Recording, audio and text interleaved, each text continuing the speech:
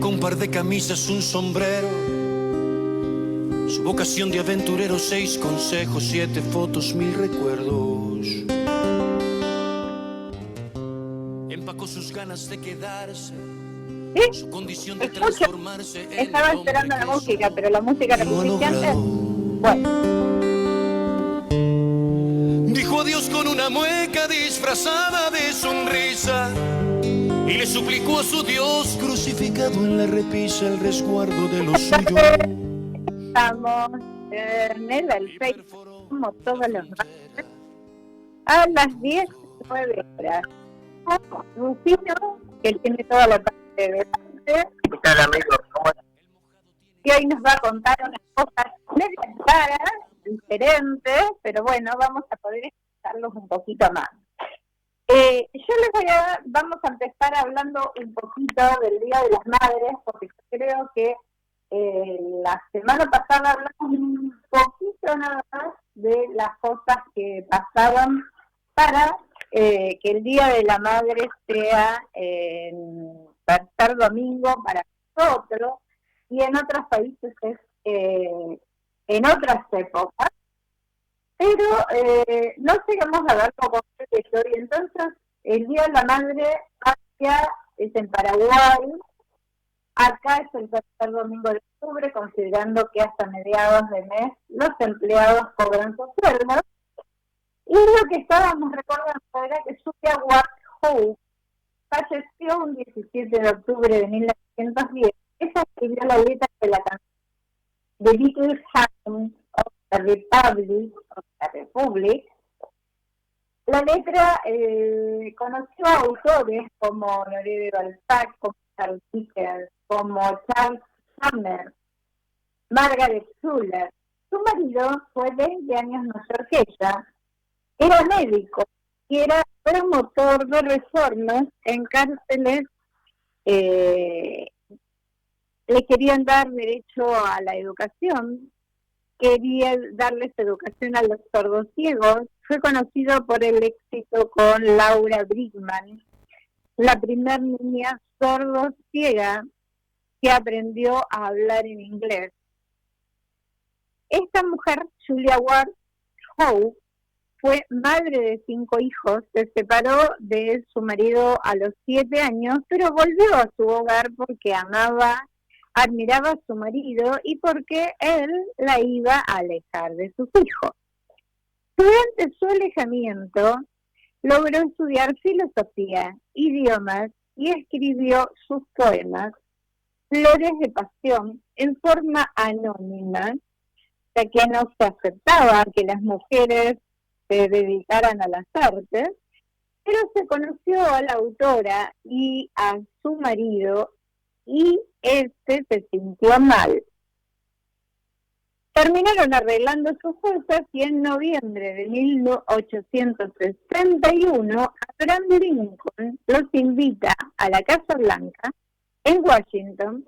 Visitaron un campamento del ejército en Virginia cuando oyeron a los hombres cantar: el cuerpo de John Brown está pudriéndose en su tumba. Y entonces un clérigo que conocía los poemas de Julia le pidió cambiar esta parte del himno y nació el himno de la batalla de la República.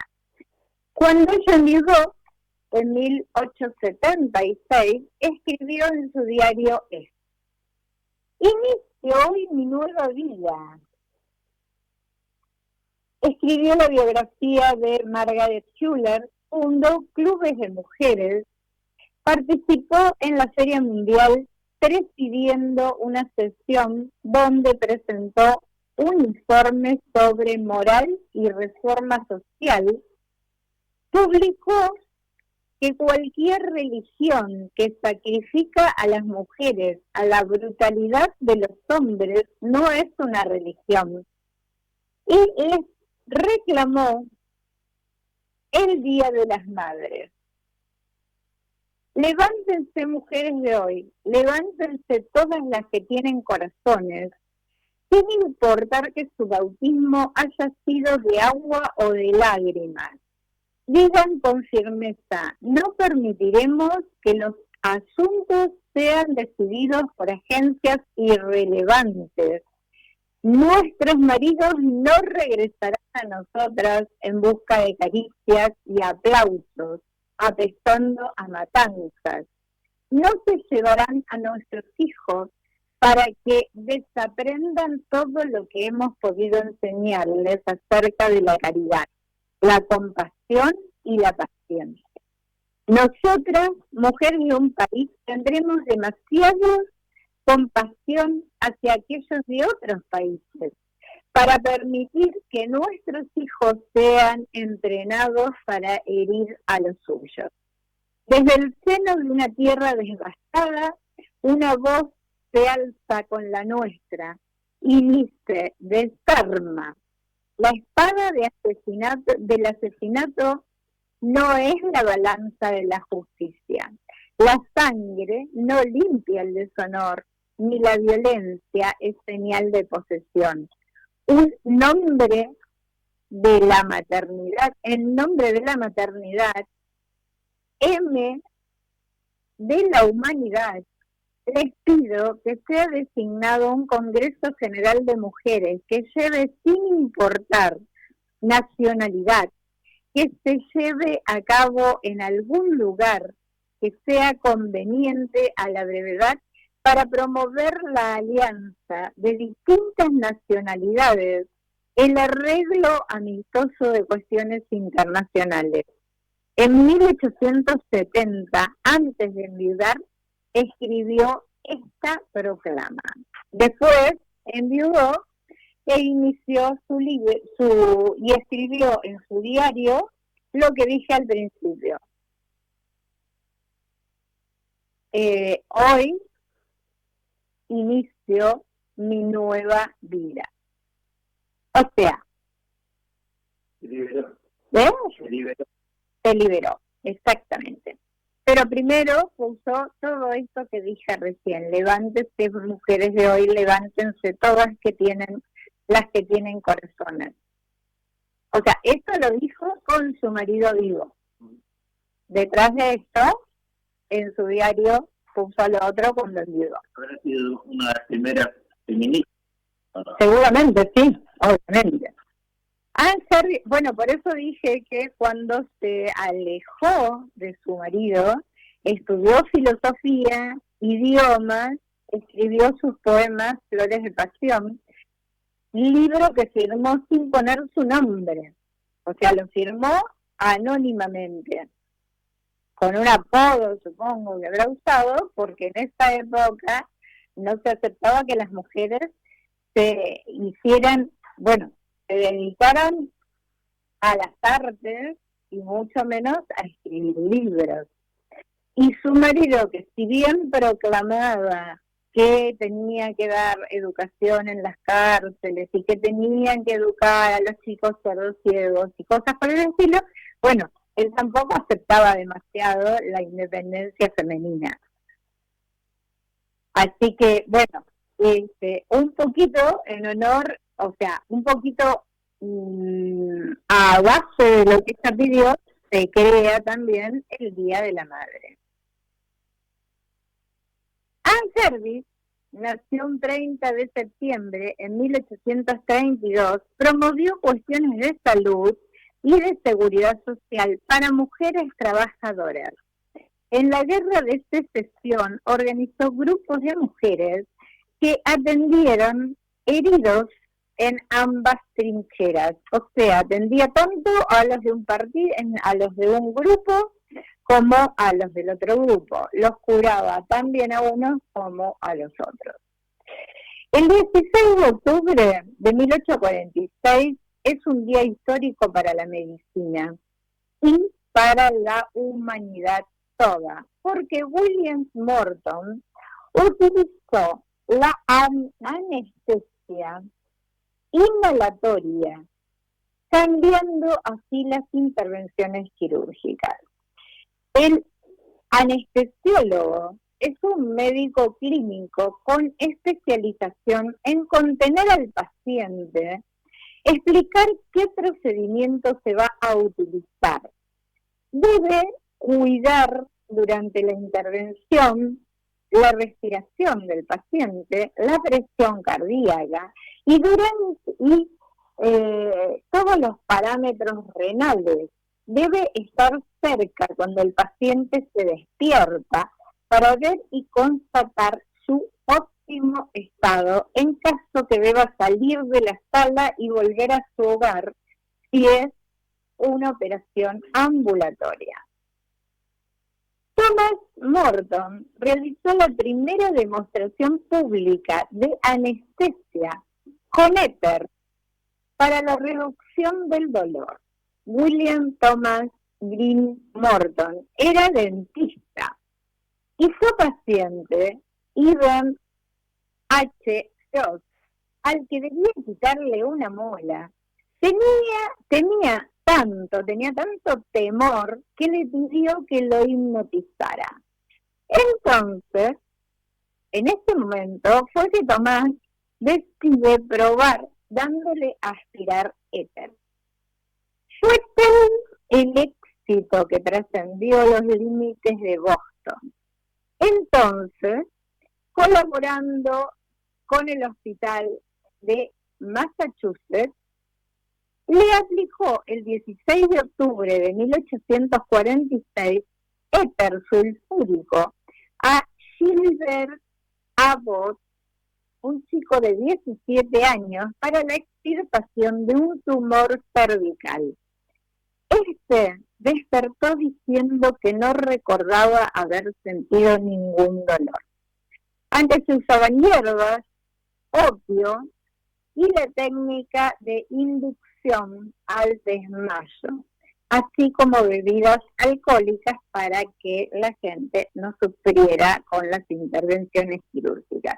Pero bueno, a partir de este momento empezó a usarse lo que se llama la anestesia en todas las intervenciones. Y tomaba también bebidas alcohólicas cuando traía la muela, y como tenía alcohol, que bajaba un poco el dolor. Ajá. En realidad, como tenía alcohol, te emborrachaba y no sentías el dolor. Que es otra manera de que no sientas el dolor.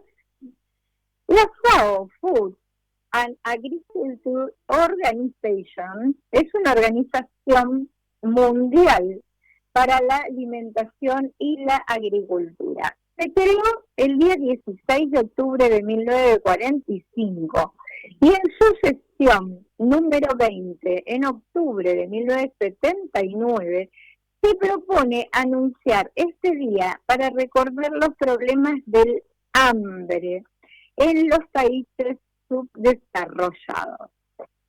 El ministro Paul Román, por la organización húngara, la propone para conocer los problemas o estimular mayor atención a la producción agrícola y mayor esfuerzo nacional, bilateral, no gubernamental para este fin, o estimular la cooperación económica y técnica entre países en desarrollo, o promover la participación de poblaciones rurales, de las mujeres y grupos menos privilegiados en decisiones que afecten la condición de vida. También promover la transferencia de tecnología al mundo en desarrollo. Fomentar la solidaridad nacional e internacional en la lucha contra el hambre, la mala nutrición, la pobreza.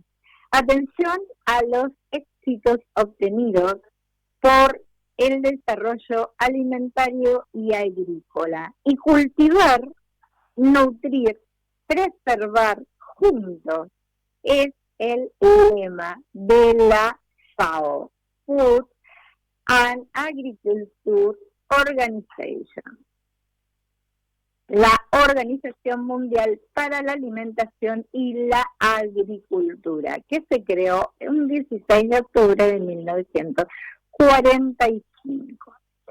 El 17 de octubre presenta la oportunidad de reconocer el esfuerzo y la lucha de personas que viven en la pobreza por salir de ella. En París, Francia, en 1987, más de 100.000 personas se reunieron en la plaza del Trocadero a favor de la libertad y de las víctimas de la pobreza, el hambre, la violencia y el miedo. Estábamos hablando de el siglo XX y yo hoy estuve en un curso en donde hablábamos en realidad en el siglo XVIII de todos estos problemas de hambre mundial y que se dieron en Inglaterra, en Bélgica, en los Países Bajos, en Escocia. O sea, todos estos problemas sobre el hambre, o sea que es algo que no termina nunca de solucionar. Y claro, bueno, eso es cierto, pero también es producto de la pobreza en sí, o sea, o de la mala alimentación, o de la falta de ganas de hacer cultivos, como estábamos hablando recién, el Día de la Agricultura. O sea, falta de nacionalismo, en realidad, las personas. Bueno, el 17 de octubre, como dije recién, el Joseph Gruzinski, fundador del movimiento internacional ADC, Cuarto Mundo, y a partir de 1993 por la Asamblea General de las Naciones Unidas se aprueba ese Día de la Erradicación de la Pobreza para crear conciencia, básicamente. Así que el 17 de octubre es la oportunidad de reconocer el esfuerzo y la lucha de personas que viven en la pobreza por salir de ella. En octubre de 1945, Juan Domingo Perón era vicepresidente de la República Argentina, secretario de Guerra y secretario de Trabajo y Previsión Social.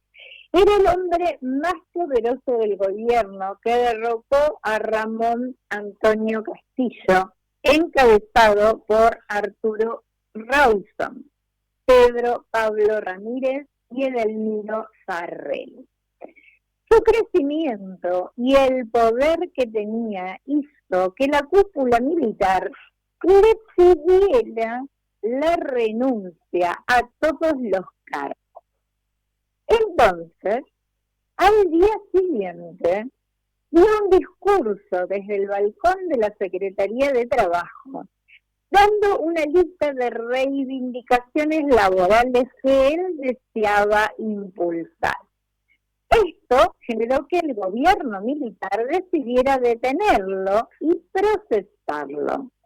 El 11 de octubre, Perón y Eva se fueron en auto a una isla del Delta y el 13 fueron encontrados.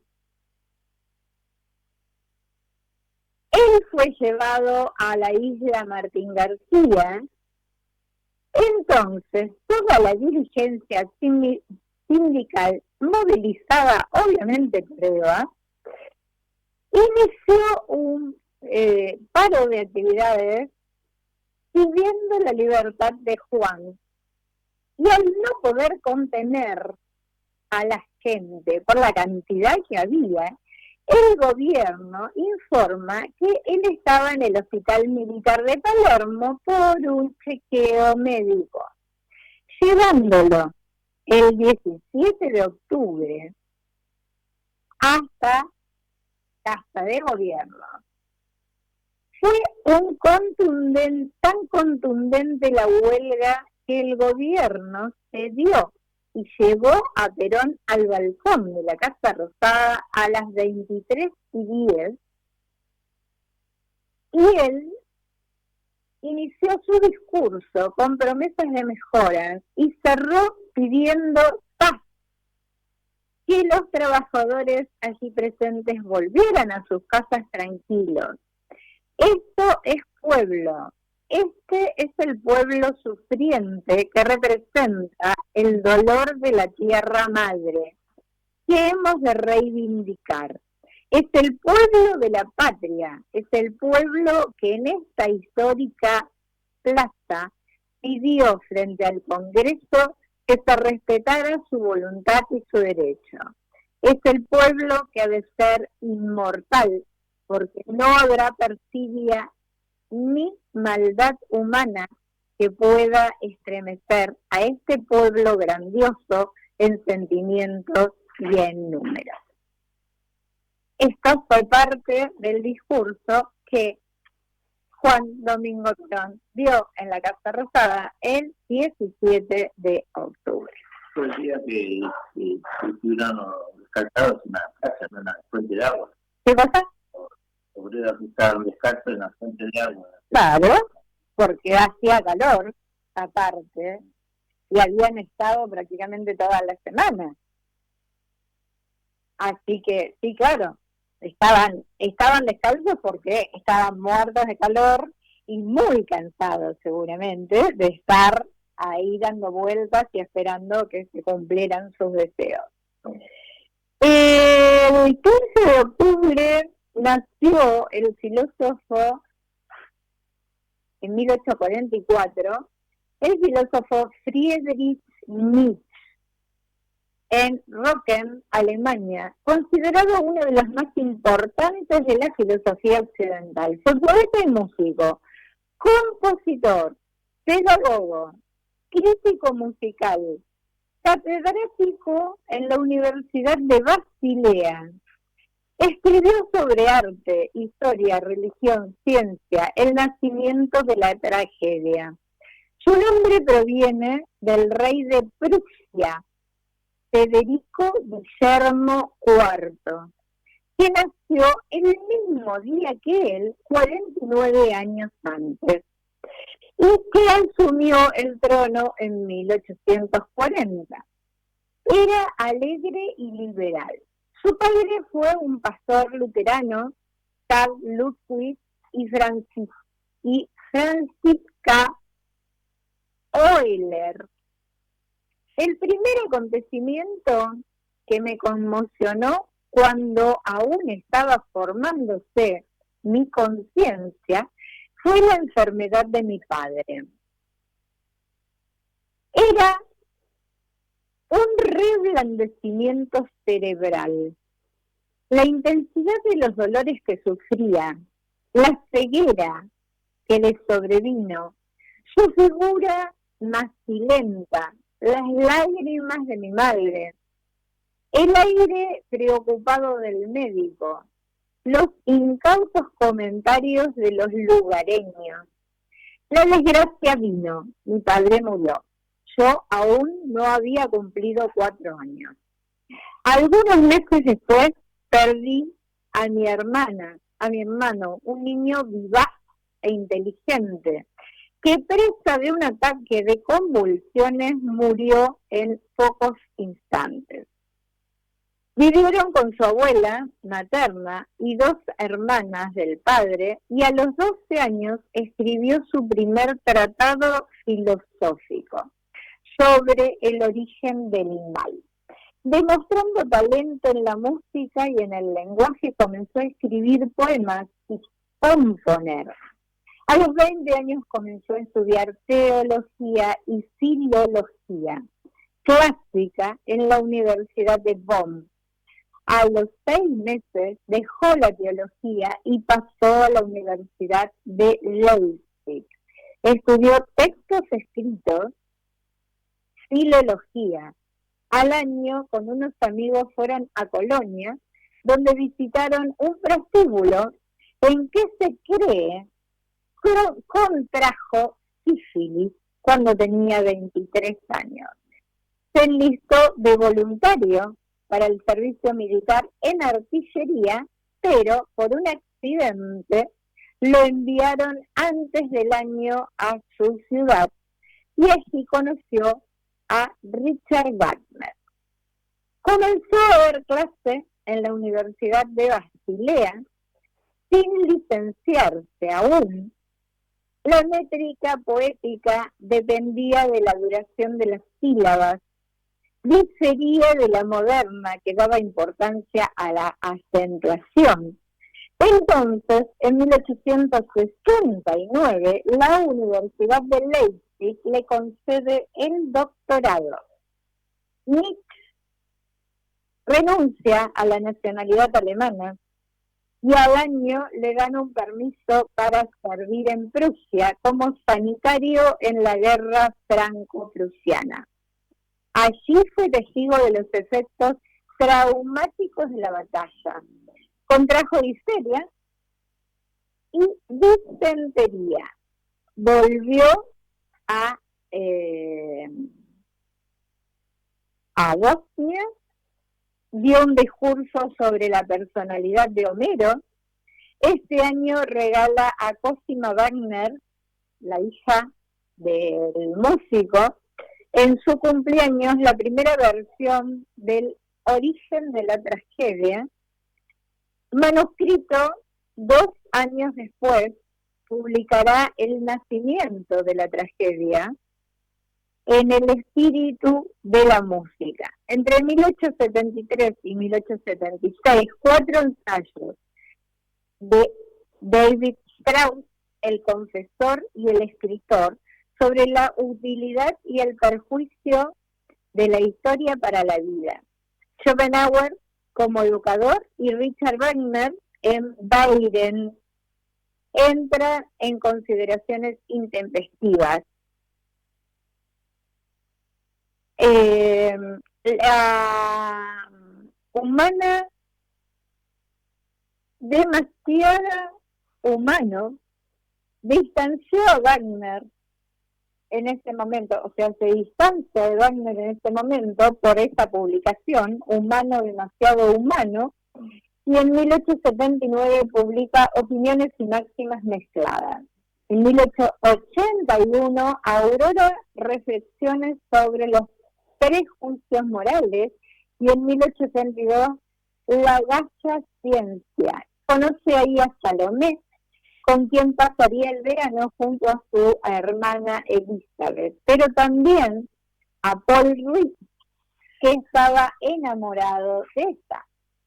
Entonces rechaza su propuesta matrimonial, en parte por las intrigas de su hermana, ya que Salomé se escribía con Freud.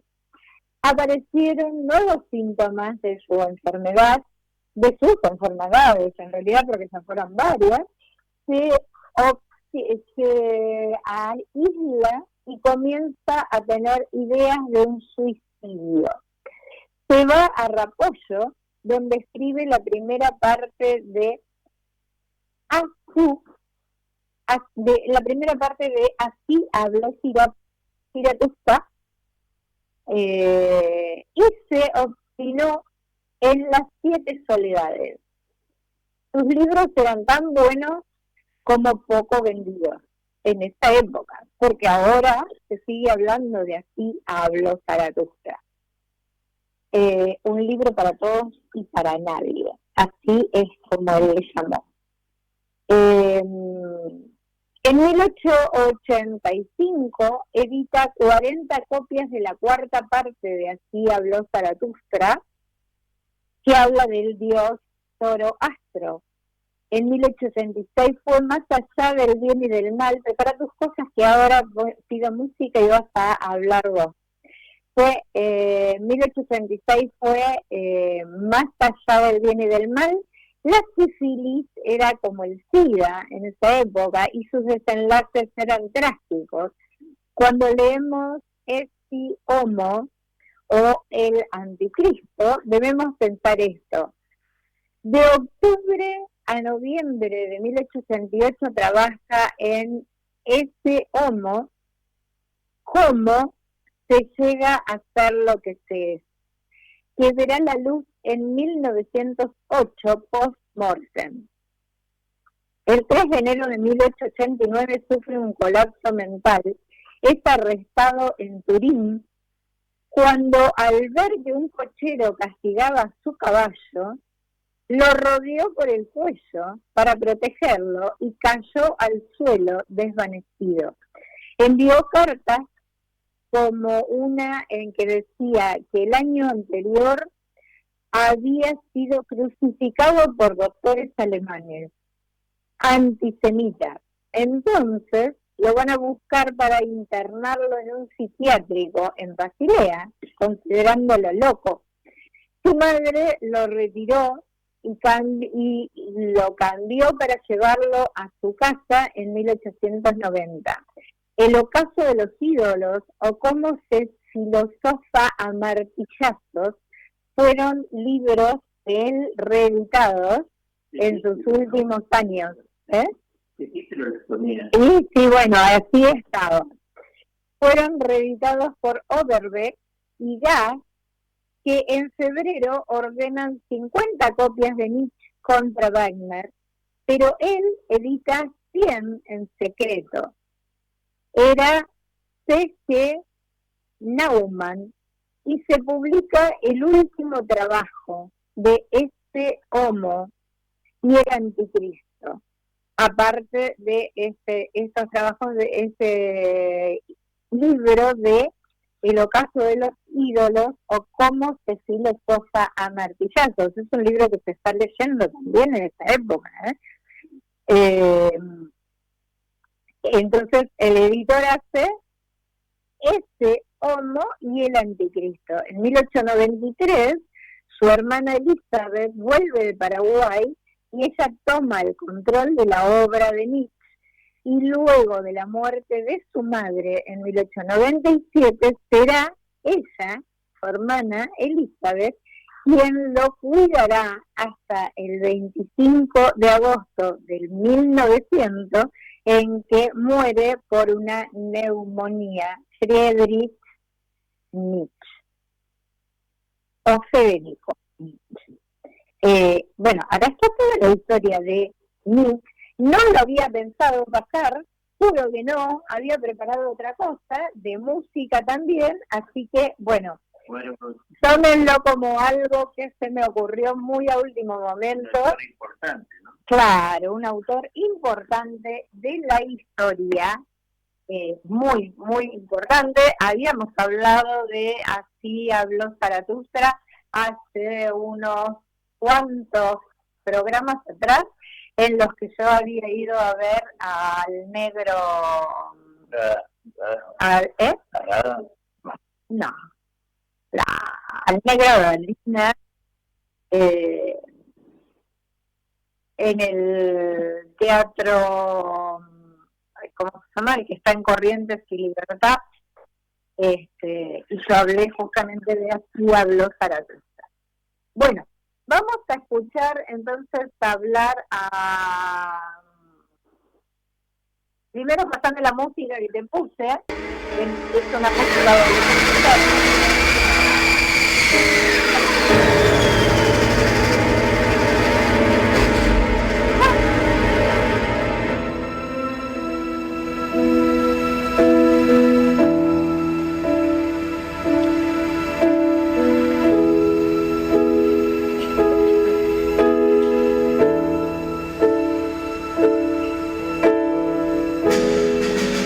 Madre, me voy a la isla, no sé contra quién pelear,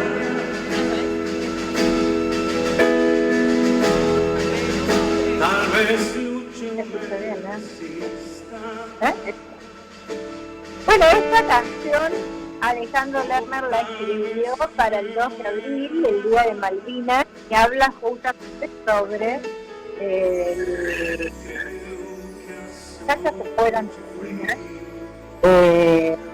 que algunos volvieron,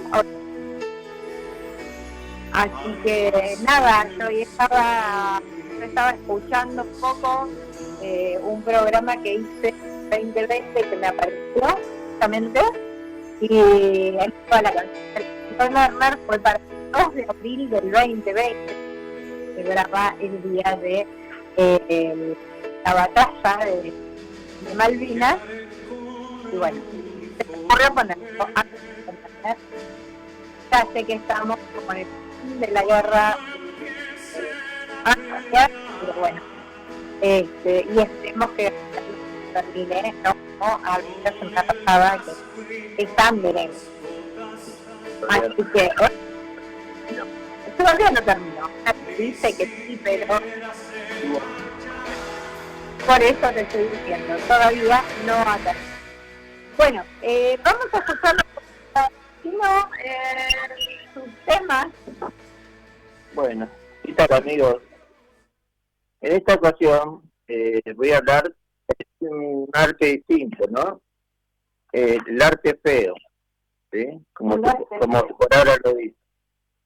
Pero tiene la categoría estética, que en lugar de buscar la belleza, busca lo desagradable, lo grotesco, lo deforme y lo repulsivo. En general, busca la reacción del espectador.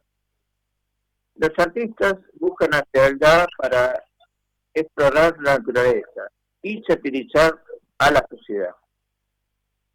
Cuestionan las normas y toda la realidad, vida como deshumanizada, y se relaciona con el expresionismo y el arte abstracto. Este arte permite a los artistas explorar y comunicar emociones e ideas, y que las bellezas clásicas no pueden abordar o analizar. Este arte, el arte feo, puede provocar en el espectador incomodidad, repulsión, miedo o enfado, y así formar una reacción gráfica a un determinado tema. Muestra la realidad en forma cruda, sin idealización. Puede manifestar la descomposición, la violencia y la fealdad de la condición humana. También como crítica social puede actuar o política, ya que los artistas que integran este tipo de arte emplean la fealdad para satirizar las costumbres sociales y criticar los aspectos inhumanos de la vida y o mostrar la inadaptación del artista a una sociedad en antes. Como veremos, todas para mover al ser humano, ¿no? Observar otro tipo de realidad. Ese tipo de arte también se relaciona con ya se había empezado a relacionar con el arte barroco, ya que se utilizó en el arte barroco la deformidad y el grotesco, en motivos decorativos y la representación de la realidad. Una obra que la cuadran las Meninas, ¿no es cierto?, de Velázquez, van a ver que con la gente de Alcurnia y las Meninas estaban a las pequeñas sirvientas, menuditas enanitas, ¿no?, que también tenía que ver con la fealdad en común que vivían con ellos. También las pinturas negras de Goya, la estampa negra de Goya, que distorsionaban las figuras para expresar el horror y la angustia, como la obra Saturno devorando a su hijo. Fue especialmente la guerra que tuvo España contra Francia, ¿sí? También el expresionismo, que la corriente pictórica expresionismo, que buscaba representar el mundo de forma subjetiva y distorsionado, Era la relación de la objetividad de la expresión y del grito sagrado, como en la obra del mundo, ¿te acuerdas la obra del grito? Y que la desesperación de la persona que grita y se expande como un grito de protesta.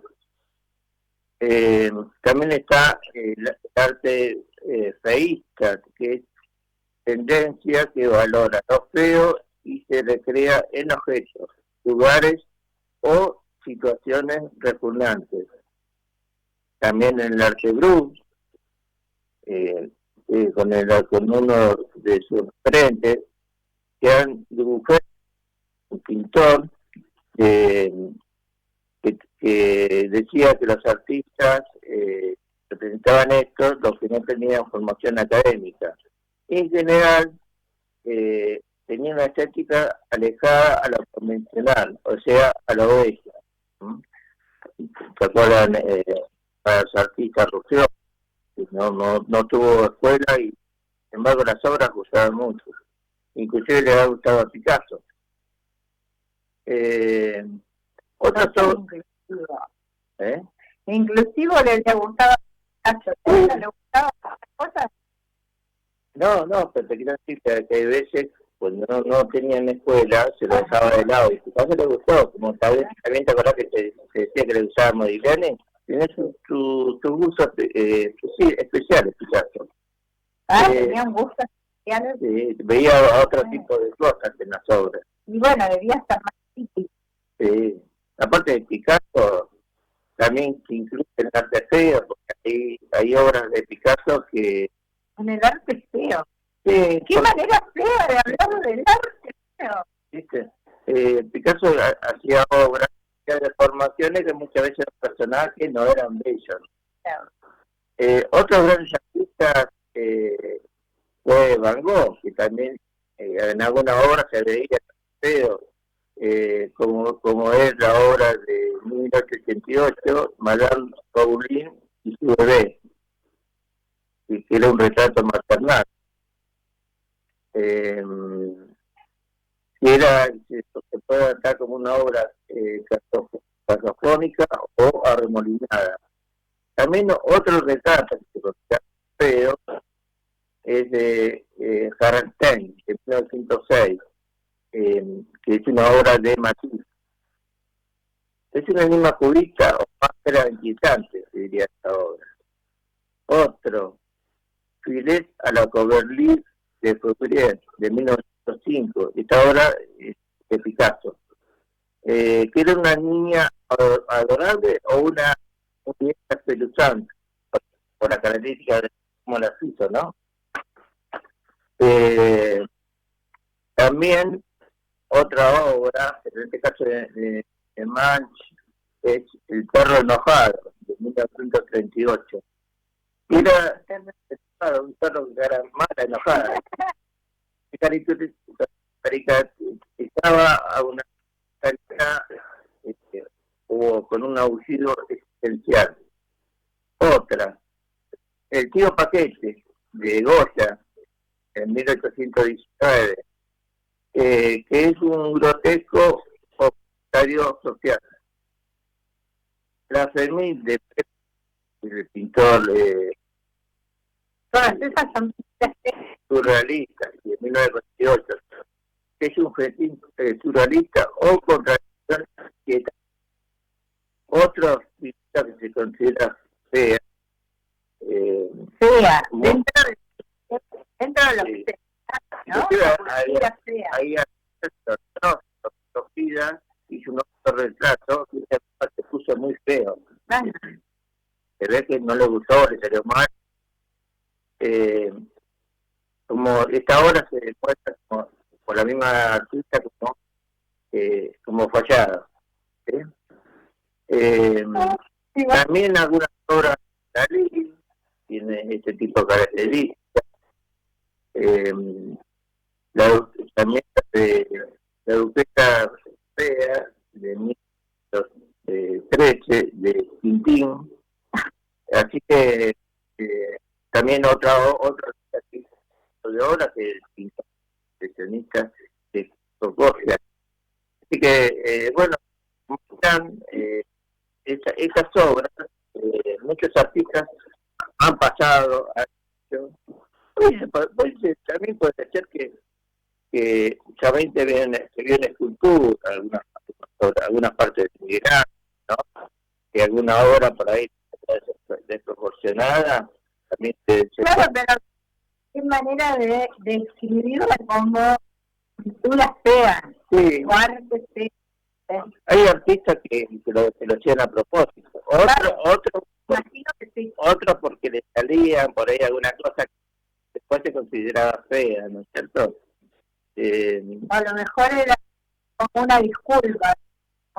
Me escuchó fea, era artística, pero otra cosa que podía... hay gente que debe comprarlas, sí, porque tienen firmas conocidas. La obra esa, ¿te acordás de esa artista que quiso regalar una obra, una virgen, y la Madonna, y la trabajo, la puso fea, y de modo la vendió muy bien, porque la gente le llamaba, iba a presentar.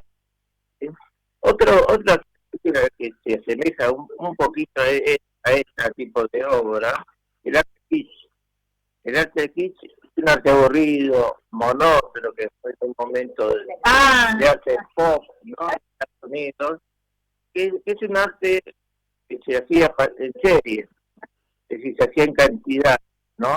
Pues se decía que no era un arte válido, que no un arte que se hacía en serie, y también se considera como arte de efecto, ¿no?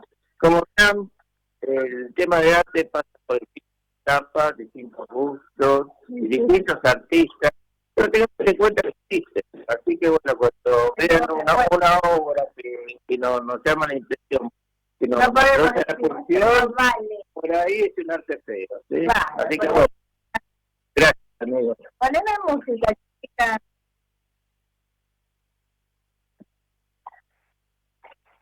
Por ahí es una... Picasso. ¿Eh? Picasso. No me vas a ver tirado, ni me vas a ver vencido, no me vas a ver rodando como vos te imaginas, ni metido en los boliches, olvidarme de tu olvido.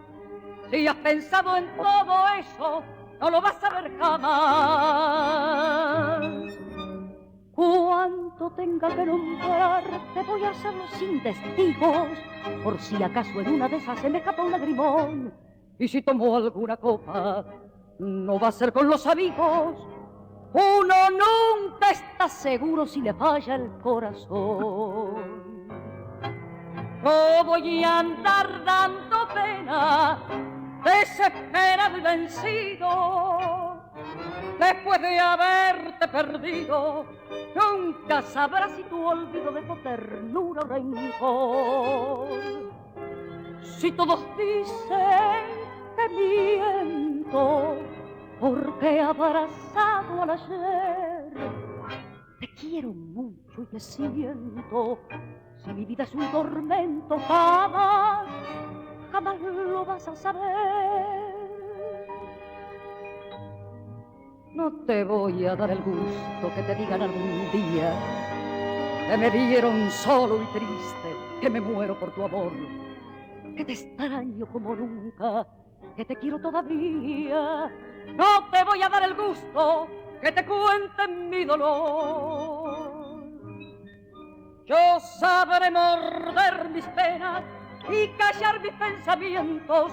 No te va a decir ninguno que en sincera confesión le lloré mis amarguras, ni le dije lo que siento. Lo que siento lo sabemos solo yo y mi corazón. ¿Esto te molesta? No voy a andar dando pena, desesperado y vencido. Después de haberte perdido, nunca sabrás si tu olvido dejó ternura o rencor. Si todos dicen que miento, porque abrazado al ayer, te quiero mucho y te siento. Si mi vida es un tormento, jamás, jamás lo vas a saber. Muy bien, bueno. Estábamos escuchando a Alba Solís. Acá mi compañero estaba tratando de ver quién era y no podía lograrlo. Bueno, estábamos hablando de Alba Solís, que en realidad es Ángela Herminia Lamberti. Nació en Buenos Aires el 18 de octubre de 1927 y falleció un 3 de febrero del año 2016. Fue cantante, actriz, vedette. Nació en Floresta, pero se mudó a Constitución. Con 4 años debutó en Pandilla Marilyn con temas musicales y en radioteatro. Estudió canto lírico, cantó en Radio Mitre en 1945, concursó en Radio Splendid buscando la voz del canto, ayudada por que sacó en este momento el primer premio. Se convirtió en estrella pasando a Radio Belgrano y a Radio El Mundo. Parte del elenco de Tacolandia y Bloom cantó y bailó con Tito Lisiardo, con Mariano Mores, con los Maquimás, con Ubaldo Martínez, los bailarines Mayoral y María Elena. Actuó con Canta al Mundo. Este año con Roberto Goyeneche, Jorge Sobral, los bandoneones de Berlingeri y Osvaldo Piró. Participó en el Festival de Tango en el Mar, en Porto Alegre. Volviendo de una actuación en Rosario, sufre un accidente de auto, se recupera y trabaja en tango argentino. Trabajó en el Viejo Almacén, en Caño 14, bueno, en distintos lugares. Bueno, hasta que dejo de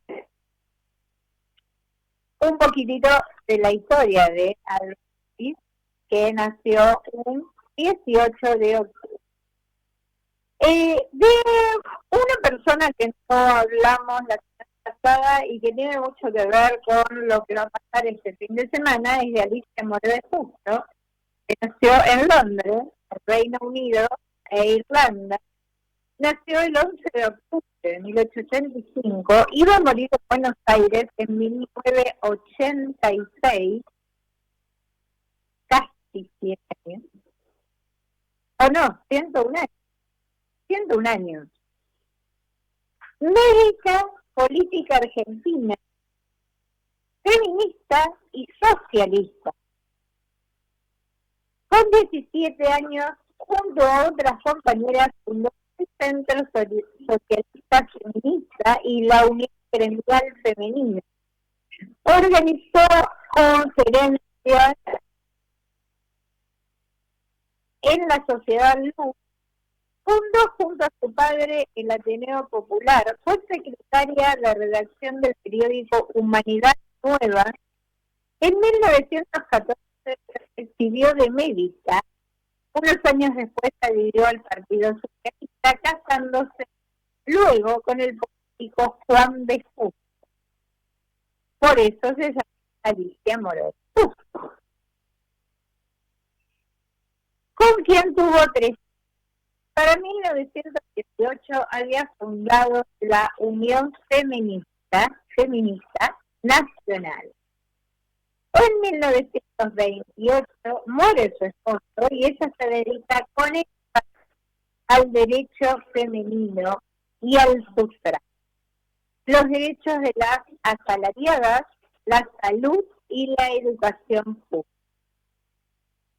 En 1932 hace un proyecto de ley de sufragio femenino, apoyó la Segunda República Española en la Guerra Civil y fue crítica del peronismo, al que llamó antidemocrático. En 1958 escribió el periódico La Vanguardia, dividiendo el Partido Socialista, fundando el Partido Socialista Argentino. Participó en la lucha contra la dictadura hasta que murió con 100 años. Su padre, Armand Moreau, era libre pensador revolucionario francés que participó en la Comuna de París. Debido a esto, debió emigrar a Bélgica, después a Gran Bretaña y finalmente desde a la Argentina, lugar en donde recibimos a todos los que quieren venir de otro lado, ¿no? Así que, bueno, escuchamos el siguiente tema, por favor, chicas.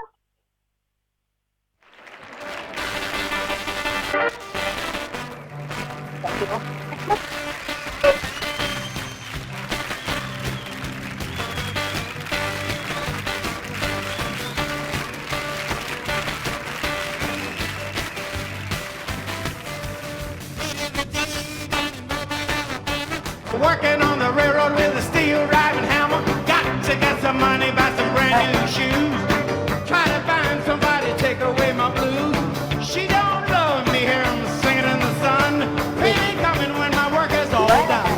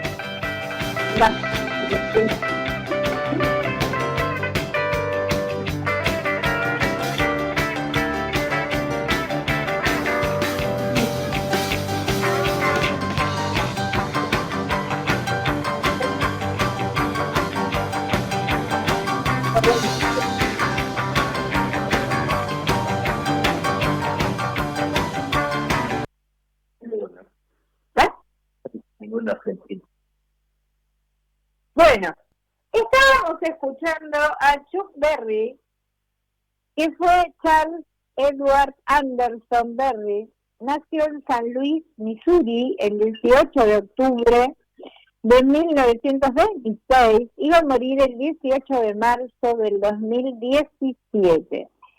Compositor, intérprete, guitarrista, influyente en el rock nacional, en el rock and roll, con canciones como Maybelline en 1955, Roll Over Beethoven en 1956, Rock and Roll Music 1957. Fue el tercero de 6 hermanos.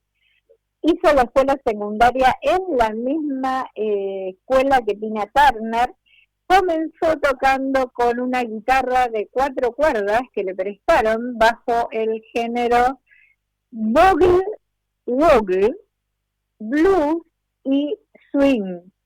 Viaja con 2 amigos a Kansas en 1944, roban 3 tiendas y un auto con una pistola que encontraron, lo arrestan y lo sentencian a 10 años en el reformatorio juvenil, donde forma un grupo de canto y aprende boxeo. Berry es liberado en 1947 con 3 años de cumplida la condena. Se casa al año siguiente y nace en 1950 su hija, Darling Ingrid Berry. En 1953 reemplaza al saxofonista de la banda Rhythm and Blues. Tocaban en el bar del popular club Cosmopolitan. Con el tiempo la banda se llamará Chuck Berry Combo. Así me aceptó mi compañero, así que así debe estar, seguramente. Parece que lo conocía bien a Chuck Berry. Sí, porque me parece que cruzaba de él sacó el Presley, porque te acuerdas que él tocaba guitarra. Elvis Presley. Sí, él tocaba guitarra, bailaba, caminaba con la guitarra, cosas que no se usaban. Exactamente. Bueno, Emanuel Ortega nace en Buenos Aires un 18 de octubre de 1977, es el cuarto hijo de Palito Ortega. Sus canciones más conocidas son Timidez, Te extrañaré, Mi pequeño gran amor, Tema de amor y Te amaré, A escondidas. A los 23 años fue padre de Bautista con la modelo Ana Paula Dutil, nacido en 2001. En 2002 contrae matrimonio y en mayo nace su hija India. Con 10 años se presenta a tocar en su colegio en un talent show. Interpreta un tema de The Beatles. En 1989 graba con Palito Para Siempre Amigos. Vuelve a Tucumán, forma la banda Ladrones de Ladrones. En 1993 se presenta el programa de Mateico interpretando One de U2 y Llámame con 15 años. Saca su álbum debut,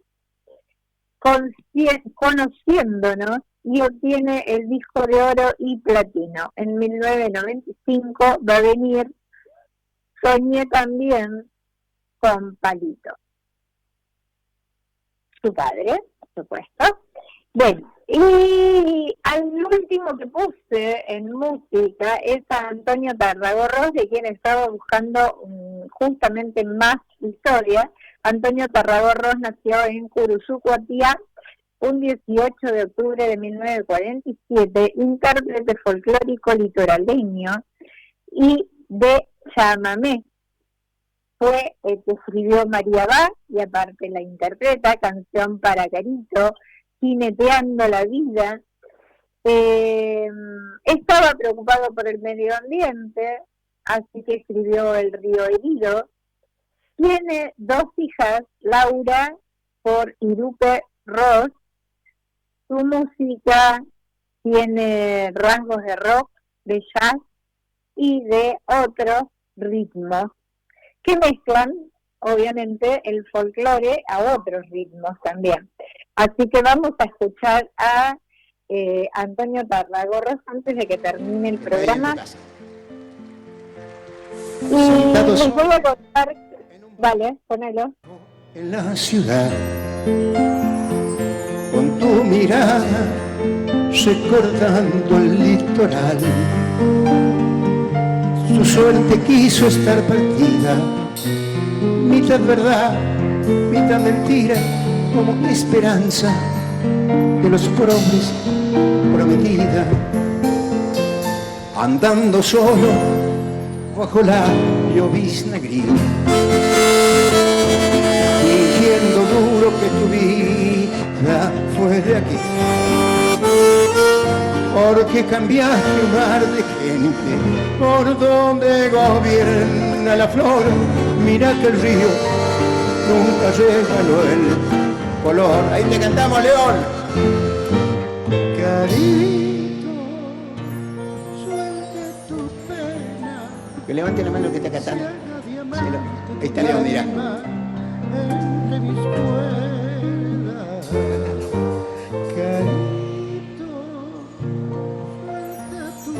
¿Viste, León? Ellos saben la letra más que yo.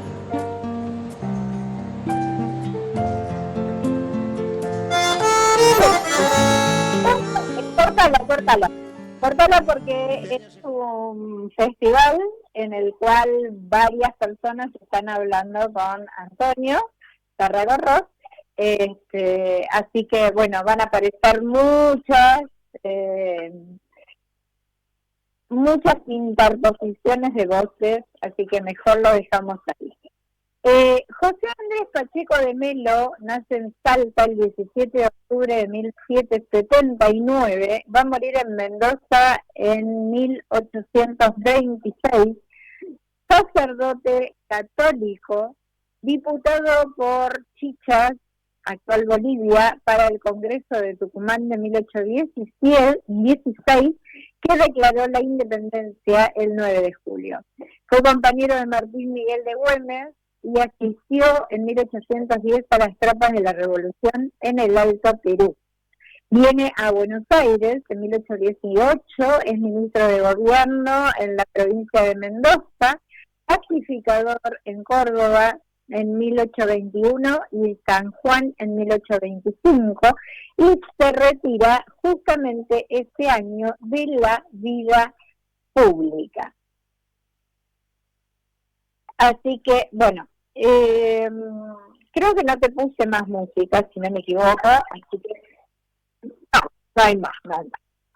Bueno, no hay más, y yo quería hablar un poquito más de Antonio Tarragorros, pero no sé dónde puse las cosas, así que... yo quería hacer un comentario que me llamó mucho la atención, mirando el día de la fecha, o sea, hoy, que es 21 de octubre,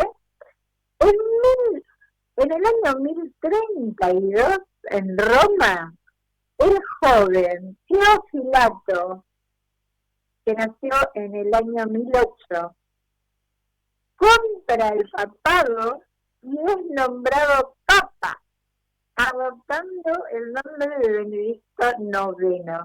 Fíjate, en esta época se podía comprar un papado. Me llamó muchísimo la atención, por eso dije, ¿qué es esto? Compró un papado y se declaró, se autonombró prácticamente. Bueno, pero ahí hay política, hay mucha política en la iglesia. Y hay papas que lo nombran porque son países que beneficiados para ellos, ¿no? Me llamó muchísimo la atención, yo dije, esto no puede ser. Que compres el papado para que te nombren papa. El que tiene plata. El que tiene plata se lo quiere. Y no viste que Bush, el presidente de Estados Unidos, Trump, quería ser el premio Nobel de la Paz. También. No sabía, la verdad que no lo había escuchado.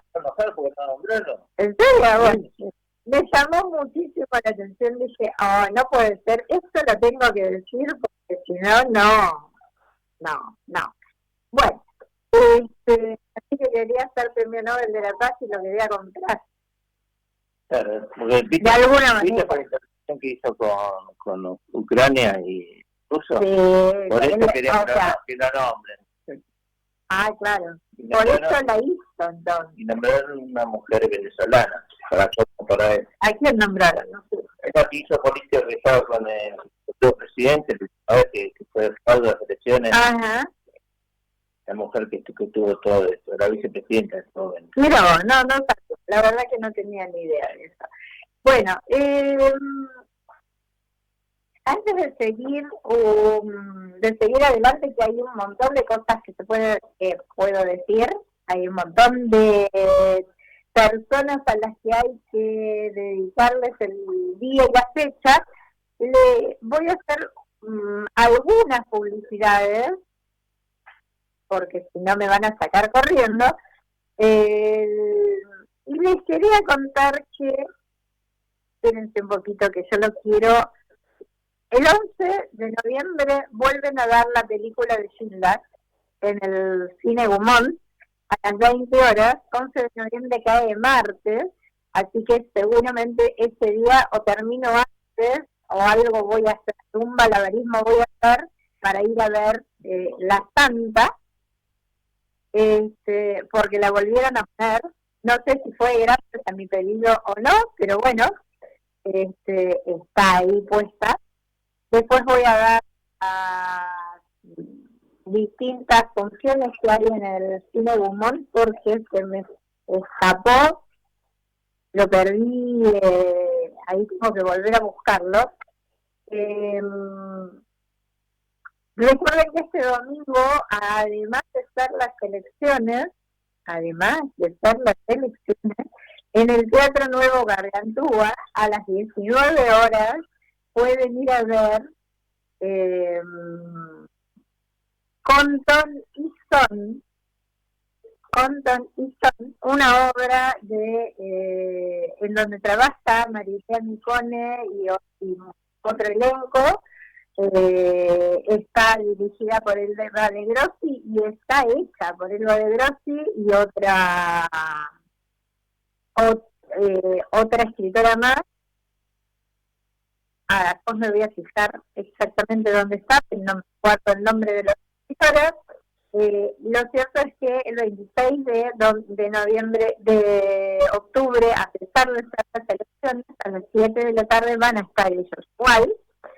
El viernes que viene en la Sala Universidad Popular de Belgrano, de 3929, vayan a ver Dios se lo pague, una obra que tiene que ver con una película de Zulín Moreno, de la cual hablamos la semana pasada, creo, si no me equivoco, que hablamos de Zulín Moreno, Dios se lo pague. El viernes 24, en la Bancaria, en Sarmiento al 400, ahora no sé dónde, a ver, espérense un poquito. Sarmiento y Esmeralda, si no me equivoco. La Bancaria te invita al teatro Alfonsina Después del Mar, viernes 24 de octubre, 19 horas, en el Auditorio Malvinas Argentina, La Bancaria, Sarmiento 341, a las 19 horas.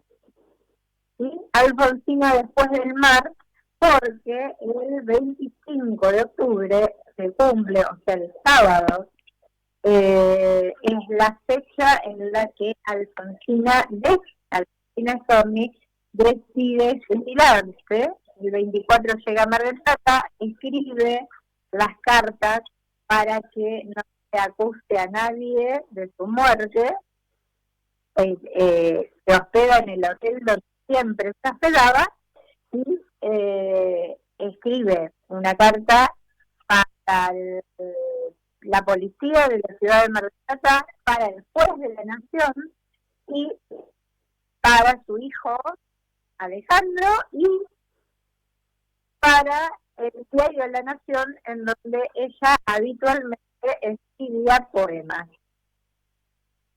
Así que, bueno, otra cosa que les quería decir es que hay una persona, Claudia Fernández, que es masajista, está lo pueden encontrar en Facebook y en Instagram como armonía-bienestar.masaje. Aquellos que quieran ubicarlo, el teléfono es 11-5-997-2542. 11-59-97-2542. Aquellos que tengan problemas, algún dolor o lo que sea, bueno, a lo mejor se la puede calmar. Trabaja en Pueyrredón y Venezuela, así que ahí lo pueden, para que sepan que no está tan lejos la ubicación en donde pueden hacer el tratamiento. Y otra cosa que les quiero decir es que el dúo Ponce Calala, integrado por el cantante y actor Hugo Ponce y el pianista Daniel Calala, aborda un repertorio de tangos tradicionales, canciones de Astor Piazzolla, valses y milongas, temas de Hugo Ponce, y este fin de semana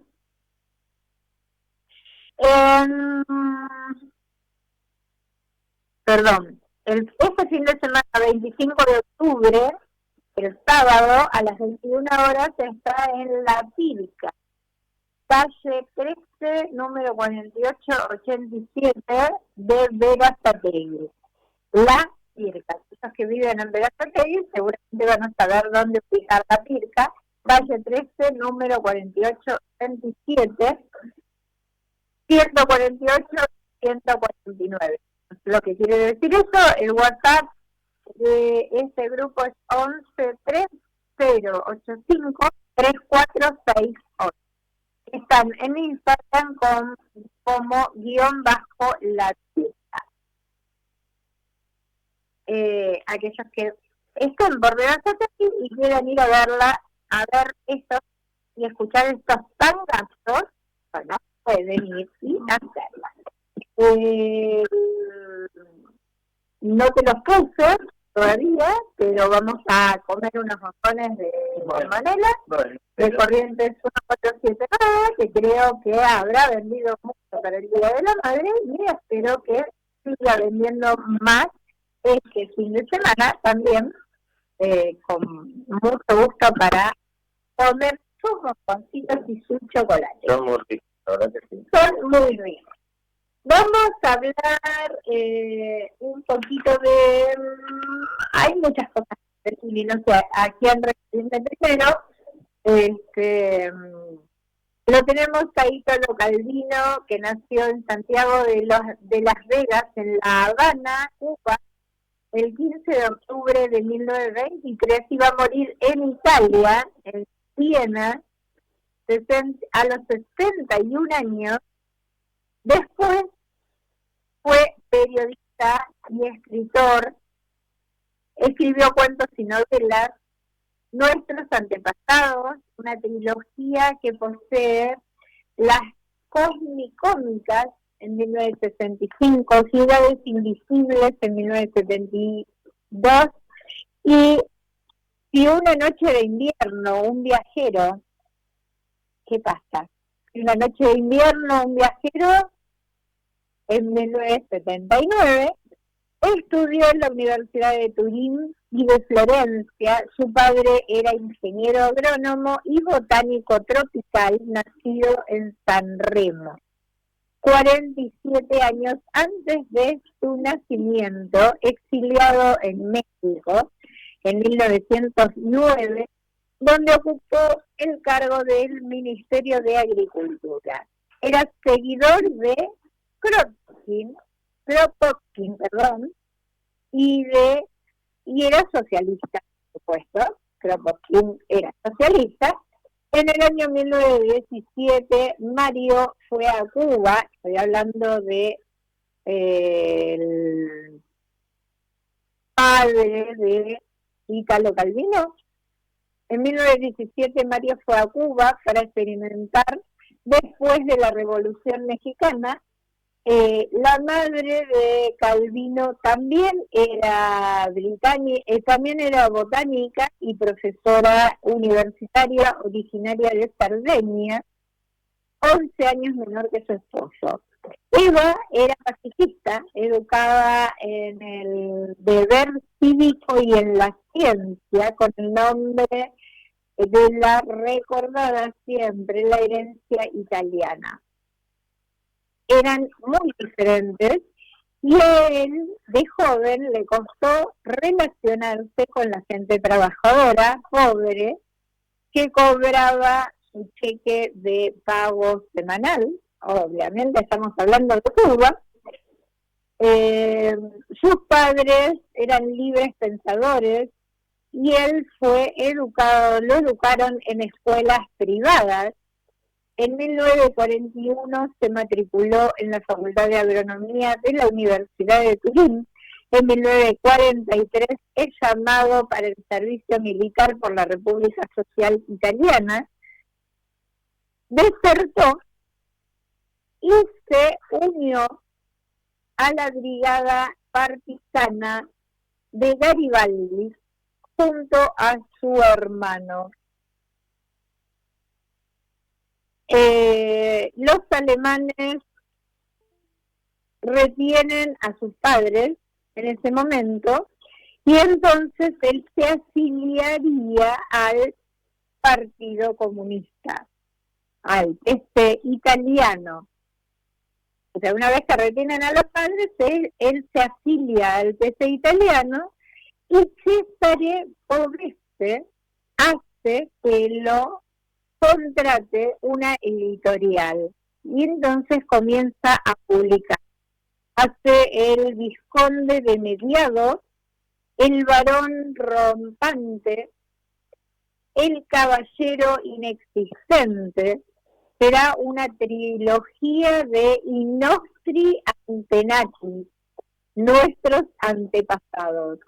Tras la invasión de Hungría por la Unión Soviética, o por la URSS, como quieren decirle, en 1956, renuncia al Partido Comunista Italiano. Decepcionado de este partido, aparece una novela sociológica, psicológica e ideológica que se llama La Giornata di uno Scrutatore. En 1964, que es la jornada de un escritor, o sea, es el día de un escritor. La Giornata es el día de un scrutatore. En 1964 va a viajar a Cuba, va a visitar su casa, la casa donde él vivió su infancia con sus padres, y va a realizar encuentros con el Che Guevara. Entre ellos, y el 19 de febrero en La Habana se casa con la argentina Esther Judith Singer, chiquita, y van a vivir a Roma en 1980. 3 años después publica El Palomar con reflexiones metafísicas. En 1985 sufre un ictus cerebral, donde vacacionaba y preparaba unas conferencias para Harvard. 6 propuestas para el próximo milenio. Esa era la conferencia que estaba haciendo. Es llevado al Hospital Santa María de la Scala y en la noche del 18 al 19 de septiembre muere, obviamente sin dar la conferencia. Esta es la vida de Italo Calvino, y si tienen posibilidad de leer alguno de esos libros, creo que por adelantado, una persona que escribía muy, pero muy bien, y que fue un referente para muchos. Obviamente se afilió al Partido Comunista por decisión propia, o sea, por sus enseñanzas y demás, pero después se dio cuenta que las enseñanzas no eran reales y por eso se desentendió del partido y se desanotó de alguna manera. O se borró, ¿cómo se dice? Qué bien acá Calvino, en Buenos Aires. En Buenos Aires.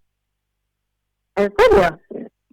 No sé. Pacheco de Menor, Sí, Pacheco de Menor, sí. Pero Italo Calvino, no. Calvino, sí, pero Bueno. Bueno, estamos llegando al final. No sé si querés aclarar, agregar o decir algo. No, simplemente es que, bueno, me alegro de haya pasado un lindo día del Día de la Madre para todas las madres, por mi parte, y que estoy contento también porque mi amigo Guillermo May ha publicado el libro y le está haciendo bastante bien.